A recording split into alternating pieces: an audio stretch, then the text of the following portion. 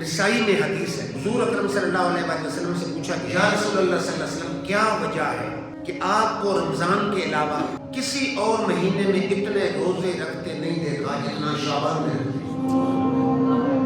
اب یہ حدیثوں میں آتا ہے بعض دفعہ حضور صلی اللہ علیہ وسلم سارا شعبان روزے رکھتے، سارا شعبان، بعض دفعہ شعبان کے اکثر دن روزے رکھتے۔ تو صحابہ نے سوال کیا کہ رمضان کے علاوہ کسی اور مہینے میں آپ اتنے روزے نہیں رکھتے جتنے شعبان میں رکھتے ہیں، اس کی کیا وجہ ہے؟ تو حضور اکرم صلی اللہ علیہ وسلم نے فرمایا،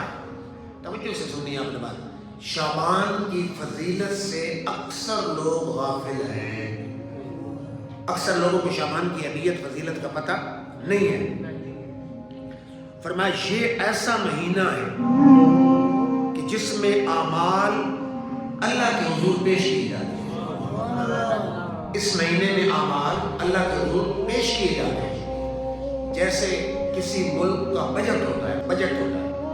کہ اگلے سال یہ آمدن ہونی ہے، اس جگہ ہم نے خرچہ کرنا۔ ایک مہینہ مثلا جون ہے، جو ایک مہینہ فکس ہوتا ہے، گورنمنٹ بجٹ پیش کرتی ہے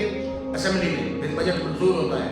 کہ آمدن اتنی ہونی ہے، خرچہ اتنا ہونا ہے۔ تو اس مہینے میں پچھلے سال کے رجسٹر داخل دفتر ہو جاتے ہیں اور نئے رجسٹر ان کو مل جاتے ہیں، پورے سال کے اعمال اٹھا لیے جاتے ہیں، اللہ کے حضور پیش کیے جاتے ہیں۔ حضور صلی اللہ علیہ وسلم نے فرمایا اس مہینے میں میں کثرت سے روزہ اس لیے رکھتا ہوں کہ جب رب کے سامنے میرا اعمال نامہ پیش کیا جائے تو میں اس وقت بھی روزے کے ساتھ،